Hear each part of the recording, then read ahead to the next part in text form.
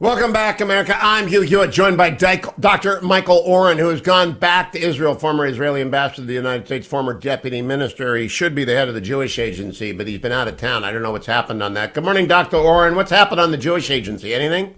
Oh, nothing, Hugh. They're deadlocked. Don't go there. Let's talk about something easy like Iran or No, I actually got a note after I talked to you about that, and everybody who wrote me said, yeah, it should be Oren, but Bibi's involved now, and Bibi's cutting off the head of one of his enemies, and someone else.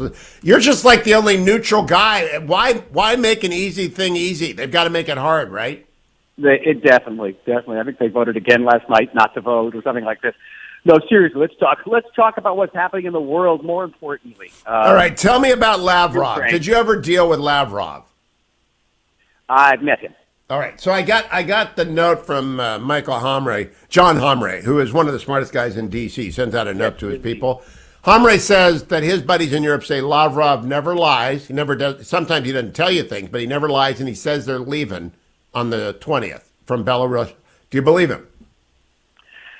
I don't believe him. I do believe him. The question is whether what he says is reflected on the ground. I mean, you have to assume that the foreign minister knows everything that's actually going on in the military. I don't think that my experience in history is not always the case. You know, the famous story of Abi Ibn, the famed Israeli diplomat and orator, in 1956 was sitting in the office of John Foster Dulles. It was October 29th, 1956. And Abi Ibn was assuring Secretary Dulles that he would never go to war with his Egyptian neighbor. And Suez someone walked in with a note, and the note said that Israel had just invaded Sinai. And Dulles looked up at the foreign minister and said, "You better go back to your embassy and get the facts." So, awkward. Things like this happen in the film. Awkward. All right, so here's my real concern. You know about war. You are yourself a warrior, and you've been in a tank. Yesterday, over the Mediterranean, a couple of Russian fighters buzzed a couple of American surveillance planes, and they came within 5 feet of each other. This kind of stuff, this is not smart. Yeah, I think they sense that America is wavering, that America is unwilling to commit military forces and willing to project military force, abroad, and Russia is flexing its muscles. I don't know if you received a WhatsApp or an email that I received. Many people received it. It was a comparison between recruitment commercials for the Russian army and the recruitment commercials for the American army. Did you see that? Oh yeah. Well, we're very woke in the American military these days. It was extraordinary. I mean, it was profound difference. Yeah. And the American commercial was touchy-feely, and the Russian commercial was basically, we'll blow your head off. Yeah. And come and develop your people skills versus come learn how to blow people up. Yeah. Look, you don't have to recruit in Israel because everyone goes in. Give us your 30,000-foot view of what's going to unfold here, Michael. Everyone's guessing. I got to go on special report tonight. I don't like to guess. I'll cite Dr. Michael Oren, former Israeli ambassador to the United States, told me. Yeah. So what's going to happen? In the Ukraine? Yeah. In the Ukraine, I think that I personally think that Putin has basically won. And I'll explain why. He wins if he uses military force. It'll be with a great price for Russia. But keep in mind who he is and the ultra nationalist sentiments that he represents, and he'll play to those sentiments. And since he senses that Europe won't make a strong stand militarily against the Russian incursion, the United States won't. In a way, he'll win. The other point is if the diplomacy wins, and if by flexing muscles the West gives in to his demand that Ukraine will not be part of NATO and that missiles that have been deployed in former Soviet satellite countries would be removed, then he wins again. And I've been following a lot of the discussion in the United States, and I've seen both on the right and the left in the United States, among Republicans and Democrats, are saying, hey, wait a minute, the Russians got a little bit of a case here. President Kennedy was willing to go to war in Cuba over Russian missiles in 1962. We're doing the same thing to the Russians. And, the New York Times has a story this morning about our putting missiles into a Poland forest. I really can't believe the New York Times running that. That's like you putting up Iron Dome. By the way, did you see Israel's getting criticized by some anti-Israel people for not giving Iron Dome to Ukraine, which of course you cannot do. Well, we could have sold it to them. I mean, really. But I listen, during the last war with Gaza in May, I was asked by CNN, how come Israel doesn't supply Iron Dome to the Palestinians? Ha! It was a real question. I actually said, is that a real question? But that's my feeling that I'm not a betting man. I didn't win on the Super Bowl, I want to tell you. But I think that this is not going to come to blows. I think that there's ample room for diplomacy here. But someone's going to have to address Russia's concerns. All right, this time next week, head of the Jewish Agency, Dr. Michael Oren. I hope. We'll see. Dr. Oren, always a pleasure talking to you. Follow him on Twitter, Dr. Michael Oren, former Israeli ambassador to the United States, who ought to be the head of the Jewish Agency because whoever's picking that is letting billions walk out the door. Billions. Unbelievable. Hour number 2 of the Thursday edition of the Hugh Hewitt Show. Straight ahead, America. Morning, Glory, America. Bonjour, hi, Canada. Hugh Hewitt live from the West Coast, joined by Senator Bill Hagerty of the great state of Tennessee. Good morning, Senator. How are you? I'm great, Hugh. Good morning to you. You know, there is a funnel in California that is tilted towards Knoxville, and I think everybody is falling into it. On 2 nights ago, after a special report, I'm doing that again tonight, I came and sat down with a businessman who said he's moving to Tennessee. It's just incredible what you're doing to California. Well, it's California's own doing, I think, as much as it is Tennessee. But I've worked very hard, many of us have, to make Tennessee the best place in the nation to invest capital and the best place in the nation to raise a family. Look, you can be Avis, but you can't be Ohio, Senator, so you're going to have to settle for second place. Let's talk national security. You are the former ambassador to Japan. You know about the Quad. You know about Putin, because Putin, of course, threatens Japan as much as he threatens Ukraine. What do you think he's doing, and do you think that there are reports this morning of 2 things, Russian-backed rebels shelling in the Donbass and Russian fighter planes buzzing our surveillance aircraft in the Mediterranean? What do you make of these reports?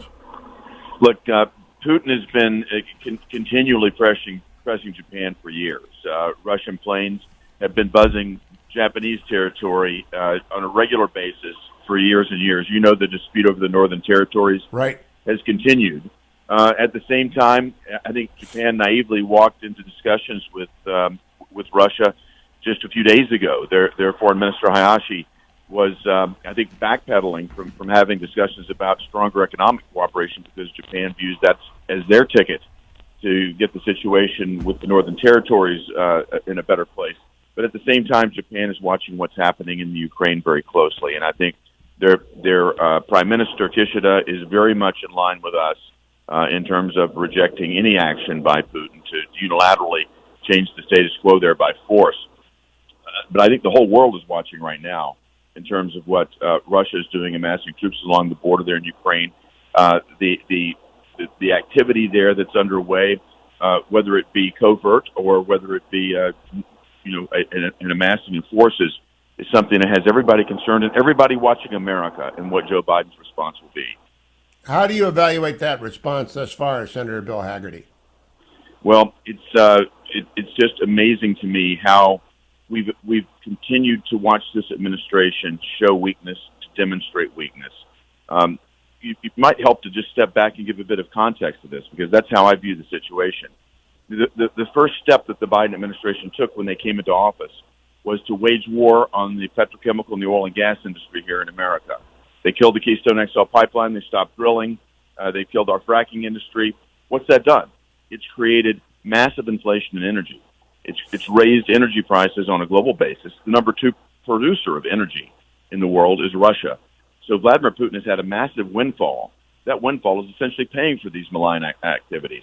And then if you look at our negotiations directly with Russia, Vladimir Putin has been dealt a face card by Joe Biden at every turn, whether it be the New START treaty, whether it be Russia's ability to come in and hack the Colonial Pipeline here in America and have no repercussions for that whatsoever. In fact, Joe Biden shows up with a list of 16 industries and tells Putin, you better not attack these. Well, I can just imagine Putin takes a look down that list and says, gosh, I didn't even think about number 9. We better put that on our list as well. And what does it say about everything else in America's economy that is open for Russian attack. And then if you look at Nord Stream 2, that's absolutely the worst. These are congressionally mandated sanctions against Russia. What Biden has done is waived those Nord Stream 2 sanctions, allowed the Nord Stream 2 gas pipeline to be completed. Russia is going to wield that as a geopolitical energy weapon against European nations for generations to come. So again, he's been dealt the face card at every turn dealing with us. And then what happened? Afghanistan. There we've seen just a massive demonstration of weakness, a lack of resolve. And the buildup that's occurred since that point in time, I think, has been directly attributable to U.S. weakness. Now, So Senator, that's you mentioned the price of oil. And I tell people Putin is paying for this adventure every single day that barrels of oil are over $90 a barrel, because he makes 1 out of 10. 1 out of 10 barrels of oil in the world are Russia. And so he's making a premium on settling the oil markets. Your friends across the Senate's a small place, and you've been there long enough. You know everybody. You just chat. You're there all day long, and you chat. Do they not get what cutting off fracking on public land, cutting off the Keystone Pipeline, do they not understand that that's just giving money to bad guys? Well, think about my colleagues on the Democrat side that live in states like West Virginia. They've got to understand that. I've been doing media in West Virginia to make that point clearer and clearer every day. We have got to keep pressure on this, and this is making America weaker. It's pushing us into the arms of nations that don't have our best interests at heart. You know, you've got Biden actually begging the Middle East to pump more oil right now. We're going to our allies and asking them to try to free up reserves to help rescue Europe. We should be in a position to provide LNG to Europe. We shouldn't have to go to Japan and ask them to start setting aside LNG because they don't have any other source to produce it. I mean, this is something we've done. The energy policy that the Biden administration has adopted, taking us away from the position of energy independence where we were under President Trump to a place of energy dependence, has really weakened our national security and that of our allies. You know, Senator, I think people get this. You travel around now all over the volunteer state and all over the country. I think people understand what President Biden has done to the energy production business. Am I correct? I think so, because every person in Tennessee drives to work. We don't take the Acela. We're not on high-speed rail. We drive to work. And everybody in my state has suffered dramatically. Gas is up 50% at the pump, maybe more in some places. California, where you are, what is it? I hear $6-7. No, it's five. It's at $5.20 a gallon. I filled up yesterday. $5.20 a gallon. Oh my God! I know. Well, it's California. This is kind of the California tax is high. I'm only out here for 2 months for that reason. I got to go back to Virginia, where Glenn Youngkin's straightening things out in a couple of weeks. Well, I think America's feeling it though, and they know that this is directly attributable to Joe Biden's war on the oil and gas industry here. All right, next question. The Republicans, a lot of them met with Enos Cantor of Freedom yesterday. Were you among them? No. Okay, so I'll talk to Marsha Blackburn about that. Final question. The Olympics have totally tanked. I haven't watched 1 minute of them. I actually have no idea. Has America's corporation gotten the message? We want nothing to do with a dictatorial regime that's running concentration camps for Uyghurs, destroying Tibet and crushing Hong Kong? I certainly hope so. I share your perspective on this as well, Hugh. I've encouraged everybody to tune this out. What I really wanted to see was the Biden administration push the IOC, push the International Olympic Committee, to put the pause button on this. You know, we just witnessed Japan postpone for a year a much larger Olympics, the Summer Olympics. We should have postponed this. We should have moved the Olympics out of China. I agree with that completely. Senator Bill Hagerty, thank you for joining me. I appreciate the time as always. This is the guy you go to when you want to talk about. Hey, Senator, you still with me? I got one more question. Sure, Hugh. Have you briefed Rahm Emanuel yet? Yes. I have talked with Rahm extensively. He is already at his post in Japan, and I'm sure he's got a handful right now because Japan is extraordinarily nervous about what's happening in Ukraine. It's very difficult to defend our policies at this point. But I got to say, the least likely ambassador, if you've ever asked me, who's going to be an ambassador? The mayor of Chicago? Really? I mean, does he, push Japanese people around? I mean, he's not really a subtle guy. Well, a lot of diplomacy is negotiation, and what we need right now is an America that's standing tough in the world. And I've encouraged Ambassador Emanuel to do that, to project that. That's what we need to see, and I'm going to support him in doing just that. Chicago rules. Come to Tokyo. That's going to be something to watch. Bill Hagerty, good to talk to you. Thank you, All Senator. the best to you. Welcome back, America. Hugh Hewitt from the West Coast this morning. Inside the Beltway, though, Senator Marsha Blackburn of Tennessee. Good morning, Senator. How are you? I am doing well. Good morning to you. I saw you posted a picture yesterday of meeting with Enes Kanter Freedom. Tell our audience about that. Yes, Enes came to lunch with the Republican senators yesterday, and we had a great visit. I have had him on my Unmuted with Marsha, my Facebook TV, and we've talked about freedom and talked about the work he's done to protect the Uyghur Muslims and to bring to light the genocide that the Chinese Communist Party is carrying out. So it was good to see him. It was good to have him here. We all feel for him because of the NBA letting him go.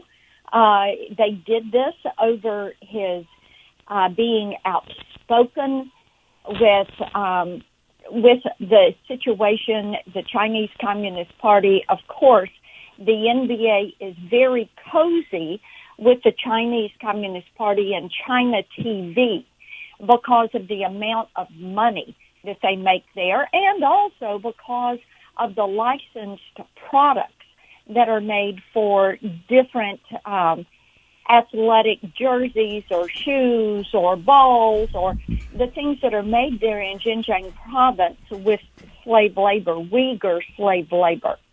Now, Senator, I'm sure that there were a lot of questions of him. Does he expect to play in the NBA again? You know, I don't know if he expects to ever be picked up. He was traded, and then after he was traded, he was let go. So it appears that they just were trying to find a way to move him on. And it's just so very sad that the Chinese Communist Party is now dictating to some of these U.S.-based corporations and saying you can't do this or you can't do this or you can't offend us with that or you can't talk about that. And they are basically requiring these companies to kowtow to the Chinese Communist Party's rules and dictates of the day. Now, we heard a lot about when Colin Kaepernick was allegedly blacklisted by the NFL and couldn't get a tryout. And a lot of people said, well, his skills had just gone. I don't know NFL quarterbacks, so the Browns didn't need one, so I didn't care. I am, however, I'm not persuaded Enes Kanter Freedom has no skill set. I mean, he got 12 boards and 7 points in his last game as a Celtic. I've watched the Cavaliers forever. There's a lot of bad talent floating around at the end of the bench, and he's not a bad talent. Does he think he's been blacklisted? I did not ask him that specifically, and I wouldn't speak for him, but I tell you what, Hugh, if you can get him on your show, he speaks so eloquently about freedom and the importance of freedom, and also about what his family in Turkey has been subjected to because he chose to speak out and defend the Uyghur Muslims. Well, I will try and do that. Let me turn, if I can, to Ukraine. What do you hear this morning? I've read the Reuters report of shelling in the Donbass. I have read the New York Times report that they have 7,000 more troops, not fewer troops, more troops on the Russian team up against the Belarusian border with Ukraine. What's the status, Senator Blackburn? What we know is exactly what you have articulated, and he did not do a drawdown or de-escalate, that it appears that he has continued the escalation. We also know that his what he has done in the past is once the Olympics draw to a close, he will go in. This is what he did in Georgia in 2008, in Crimea in 2014. So we continue to watch, but I think it's important to note we would not be in this posture at this point if Joe Biden had exercised some leadership back in the fall, if he had put economic sanctions on Putin, the oligarchs, on the country, if he had said absolutely not to Nord Stream 2, if he had begun sales of lethal aid to the Ukrainian army so they could protect themselves. But see, Putin knows that Joe Biden is weak, that he just is rudderless. And Putin remembers that in 2014, when it came to dealing with the Ukraine, Obama and Biden sent the Ukrainian army meals ready to eat and blankets.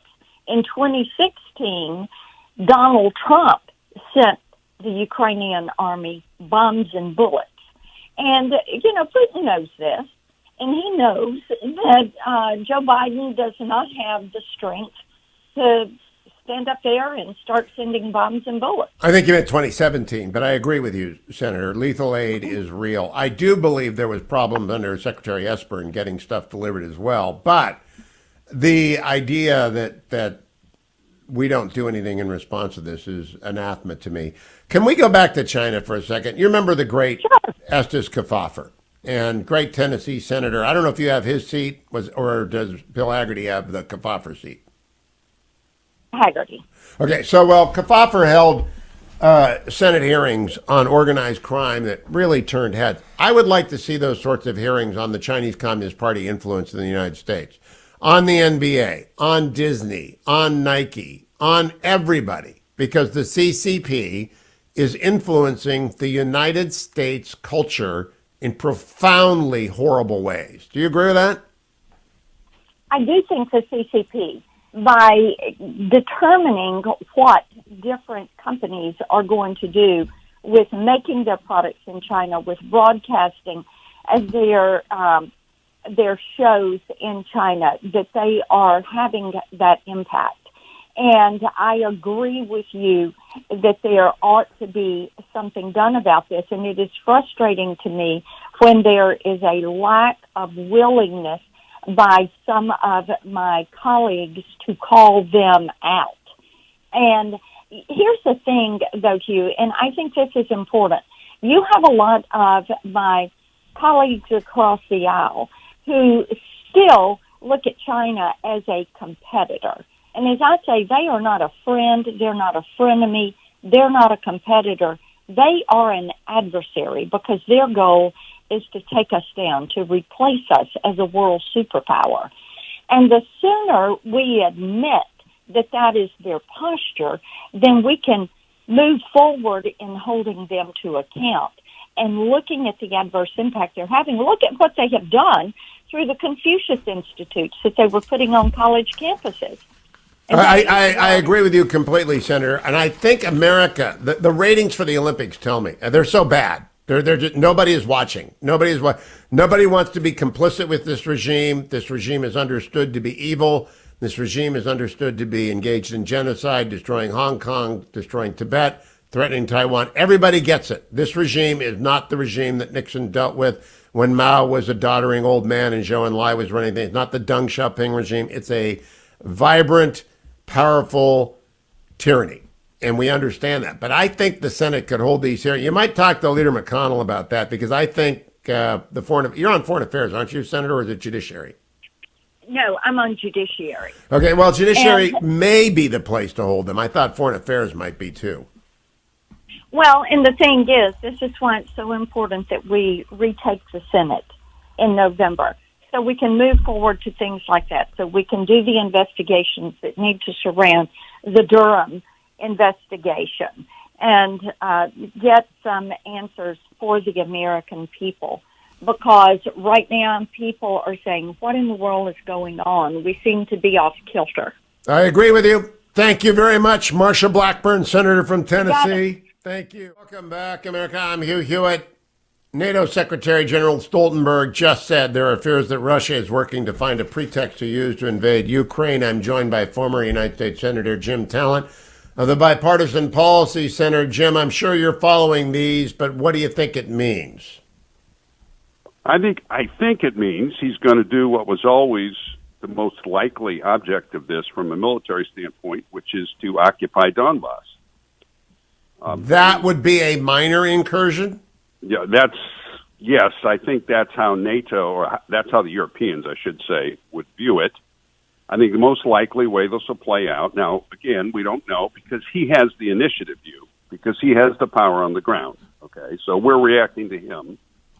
but I think he'll occupy Donbass. There'll be some sanctions. That's an excuse for the Europeans not to be too tough in that regard, and I mean the Germans in particular. And then we'll wait until he decides to do the next thing in a year or 2 years, and we'll have another fire drill.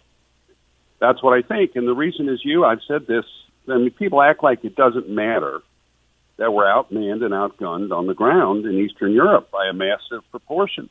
He has the power. Now, Senator Talent, this morning the New York Times ran a story about how Putin's darkest fears are in a Poland forest, a U.S. base, a missile base. That missile base is there to deter Iran from launching intercontinental ballistic missiles at the United States or at Europe. And he knows it, and I know. I do not know why the New York Times is peddling his propaganda. Yes, but the right reaction to this when he complains about missile defense in Eastern Europe is to say, we'll put whatever defenses we want if our allies agree to them in Eastern Europe. We don't have to, regardless of who it's directed at, we're going to defend our alliance. And we would be able to do this, if we had not reduced the size and strength of America's forces and our forward posture abroad. While all this has been going on, go and read the Index of Military Strength that Hagerty puts out. In the last 4 years, the buying power of the United States Army has dropped by about 10% because of flat budgets and inflation. So, and we remain in a continuing resolution, which makes it actually impossible to run the Pentagon. It much worse. We don't even pass appropriations bills. No, I agree. And it's a ground domain, and we're outmanned and outgunned on the ground. And it's very difficult to deter kinetic aggression with economic tools, I mean, well, we should repeat that. We should repeat that a few times. Very difficult to deter kinetic aggression with economic tools. Right. Yesterday in the Mediterranean, 2 Russian fighters buzzed and came within 5 feet of 2 P-8s. Those are surveillance aircraft. What happens if a Russian fighter collides with an American plane, Jim Talent? They're not that good. People need to realize they're not that good. It just heightens tensions. One of the things we don't know in a situation like this is whether this was something Moscow ordered or whether this was the failure of deconfliction protocols. My guess is the latter. I think the focus of what he's doing is preparing the information environment for him to occupy Donbass. I mean, I thought all along that was the most likely thing, potentially creating a land bridge to Crimea. That was another possibility. Look, if we were outfitting the Ukrainians, equipping and training them on a continued basis to defend themselves, and if the administration would send down a supplemental appropriations request for the Army, a significant one, to increase the number, I would say particularly of heavy armored brigades, with a view towards increasing our posture in Eastern Europe, it's not going to be anything like Cold War levels. That's the best way to punish him for this. Well, I agree with that. I just don't know that we're going to get any clarity from the president. I like this statement that every inch of NATO is NATO and Article 5 applies. That was a good, strong statement. And it was a good, strong statement to say, and then Nord Stream 2 is dead. But he's got to say we'll blow it up, because the Germans don't say that, do they, Jim Talent?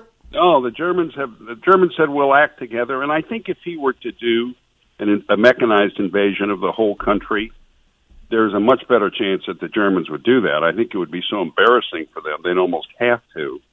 That's one of the reasons I don't think he's going to do that. And there's other reasons as well, and Admiral Stavridis talked about, I think last week on your show, the reasons why that was unlikely, or I've always thought it was unlikely, although he could make a mistake and do that. No, I think he's going to continue to slice off pieces of the country and to threaten our allies in the Baltics.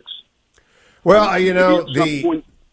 Go ahead, I'm sorry. The Article 5 protection of the Baltics is strong, and the Americans should know we are committed to their defense. Yeah, but unless we have to defend our allies, or we're not going to have alliances. The primary thing we bring to our key alliances, which is NATO and then the ones in Indo-PACOM, with the Japanese, the Filipinos, the Aussies, and the others, what we bring to that is we're the security guarantor. Now, of course, they cooperate with us and prepare to defend themselves, but, when you're talking about China or Russia, They need us to back them up. And if we're not prepared to do that, the alliances collapse, which is really what Putin, one of the things he's probing around to try and cause. Oh, he's carving Germany out like a turkey, and it's working. Jim Talent of the Bipartisan Policy Center. Follow him at Twitter. Read his column at National Review. Twitter, it's very easy. Jim Talent at Jim Talent. Thank you, Senator. I'll be right back. Morning, glory, America. Bonjour, hi, Canada. I'm Hugh Hewitt on the West Coast this morning. It's one of my annual trips to the border where I make the western borders a route. One of those stops took me to Arizona 12 days ago to moderate a debate among the four would-be replacements for Doug Ducey in the Arizona governor's mansion. Doug Ducey is a good friend of mine. One of those four is joining me now. I had never met Justin Olson until last week. He served in the state assembly as an Arizona Corporation Commissioner. He is a veteran of Capitol Hill, and he was a great debater. Hello, Justin. Good morning. Welcome to the Hugh Hewitt Show. Well, good morning, Hugh. It's a pleasure to be here with you. But I'm actually running for U.S. Senate, not to replace. I'm sorry. Did I say governor? I did both debates, and I get those confused. You did both debates, absolutely. I did both debates, and so is the Arizona Senate debate. Justin, I want you to start with some bio for people, and make sure you tell them you've got 9 kids, because I'm still reeling. That's exactly right. I'm a family man. You know, it's we've got 5 kids. My oldest is 18. He's getting ready to serve a mission, so he's going off to Romania in just a few weeks, which we're very excited for him, very proud.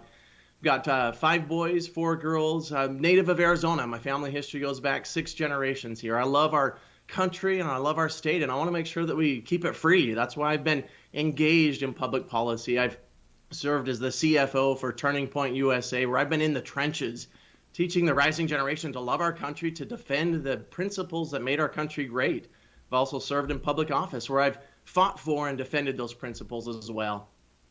So, Justin, that means you're a member of the Church of Jesus Christ of Latter-day Saints if they're going off to a mission. Did you serve a mission? I always ask my law students on the first day of class, where are my missionaries? And then I just drill them down because they're unfazed by anything. If you've knocked on thousands of doors for 2 years, a law professor is not going to bother you. Did you serve a mission? I did. I served in the Dominican Republic for 2 years, fluent in Spanish, and it absolutely is something that was helpful in many life lessons. You know, running for office the first time, I knocked thousands of doors. That was something that I was familiar with. Got a lot of rejection, but I was able to keep on going and tell the Arizonans that I was running because we needed a proven conservative to fight for fiscal responsibility, low taxes, to get the economy growing again after the Great Recession. I delivered on that promise, balanced the budget, cut taxes, grew the economy, and got Arizonans back to work. Yeah, Justin, I am amazed that you did not lead off by telling people you had served an LDS mission in the DR and then break into some Spanish. Because obviously, if you're going to go to the DR, I've been in the worst slums of the Dominican Republic with Children USA, and I know what that is like. That's a tough assignment. Oh, it was great, though. I loved it. I loved being part of the community, being in the heart of what we called the campo, out in the field, out in the small towns. You know, I kept telling my oldest son that he was going to go to the Dominican Republic and he was going to love it. You know, my wife was thinking it was going to be Bulgaria. She was a whole lot closer than I was when he got called to Romania. But so excited for him to serve. So proud of all of our kids. You know, my next oldest is just a great musician. She's involved in marching band. She's in the top orchestra, the top choir. My next oldest son and plays basketball. We just love each one of our children, just like every family out there. And we want to make sure that we're passing on a strong and a free country to our kids and our grandkids. And a lot of us are very concerned. The country's on the brink. You know, not only do folks out there want to enact socialism, they're emboldened about it. They don't even hide the fact anymore that that's the path they want to go down. And that's why I'm charging up this hill to make sure that we protect the principles established in our Constitution. Let me play for you a little AOC yesterday. Cut number 14 for Justin Olson. We fought tooth and nail for the inclusion of undocumented people in relief packages, stimulus checks, FEMA assistance, and we've actually helped huge amounts of undocumented families in our district get federal relief that many others were trying to lock them out of. So, Justin Olson, should undocumented families have qualified for stimulus payments? Not at all. You know, I mean, that's what's wrong with the radical left, is that they are enticing folks to put themselves in harm's way, and they're creating what's a humanitarian crisis. I mean, it breaks my heart to see young infant children being dropped over the border wall and abandoned by smugglers. This should not be happening in the United States of America, and it's because of the failed policies of the Biden administration, enabled by folks like Senator Mark Kelly in the Senate and AOC. When we put in place these enticements to encourage people to put themselves in harm's way, it's wrong, and we should not do it, and it's also harmful to American communities. Because of this chaos at the border, the drug cartels are empowered, and they're able to increase the amount of fentanyl that's coming across the border, and these substances are killing Americans. We've got to put a stop to it. We've got to secure our borders. Now, Justin, you've got a sitting Attorney General, Mark Brnovich. You've got Blake Masters, who's got Peter Thiel and his money behind him, and Blake's got his own money. You've got a former Army Ranger. You've got the former candidate for Secretary of State. You got a lot of people in this race, 5 qualified people. How do you win, and how do you raise the money? Arizona's an expensive state. I mean, we're on right now in Phoenix and Tucson, but it's and Prescott, but it's an expensive state to reach everywhere. It is, but the way that I'm going to win is the way that I've won in my other elections. I've been outspent every time I've had a challenging race. But when I ran statewide and won in 2018, when many of our fellow Republican statewide candidates fell short, I was outspent by more than 30-1. Tom Steyer came in with $4 million supporting my Democrat opponent, but I was still successful. And I'll tell you why. It was because I've served Arizonans with the highest standards of ethics and integrity. And voters saw in me someone that earnestly sought the best interests of Arizonans. And that's how we're going to win again. Now, I'm the only candidate in this race with a proven conservative record. Voters don't have to wonder, what am I going to do when I'm elected? I'm not one of those candidates that's going to let voters down, as we've been let down so many times, because voters can look to see, what have I done? I've got a proven conservative record. In the state legislature, I passed successful legislation to balance the budget for the first time in many years. I passed successful legislation to cut our income taxes, to defund Planned Parenthood, to defund Obamacare. I funded our border strike force to protect our communities. I voted to ban ballot harvesting to protect the integrity of our elections. I got an A rating from the National Rifle Association, and the list goes on. I've not only made promises, I've kept them, and that's how we're going to win. We're going to energize the base because they know that in me they have a fighter who's going to challenge the entrenched status quo in both parties, charge up that hill, and protect and preserve our Constitution for generations to come. Now, Justin Olson, we went from John McCain and John Kyle, 2 of the most influential senators in the United States. I think John Kyle's the best man I knew in the Senate when he was serving, to Mark Kelly and Kyrsten Sinema. And that's largely because of one guy named Jeff Flake. I like Jeff. I campaigned for Jeff back in the days before I went to work for the Washington Post and can't campaign for people. But Jeff basically destroyed the Republican get out the vote effort for Martha McSally by attacking Trump all the time. And how do people know you're not going to do a Jeff on us? Well, it's because of that proven record. Folks look to his record, and, it's been a record of supporting open borders. I mean, even as late as or far back as 2006, I remember Stan Barnes was running against Jeff Flake, 2 good friends of mine. And, that was the issue that Stan was running on, is that we need to secure our borders. And that was something that Jeff Flake did not agree with. And that's what frustrated folks when he got to the Senate and he was part of the Gang of 8 and he wanted open borders. In me, they've got someone who's supported law enforcement, who's funded the border strike force. I'm going to fight relentlessly to secure our borders, to finish the wall, to properly fund our border patrol, to enact an E-Verify requirement, to put in place the Remain in Mexico policy so that we can get operational control of our borders. We can stop this humanitarian crisis that's dangerous for American communities. So, Justin, let's conclude. How do people find you? What's the website? I know the Twitter handle. I've already put it out on my Twitter handle, but what's the website? It's votejustinolson.com. I'd be honored to have the support of your listeners, both in Arizona and outside. The battle for Republican control of the Senate runs straight through Arizona. With their help, we can get this done. We absolutely need the Arizona seat. Mark Kelly's got to be beaten. Justin, if it's you, count on me. I'm neutral in the primary, but I am going to be all in for whoever the nominee is. Thank you, Justin.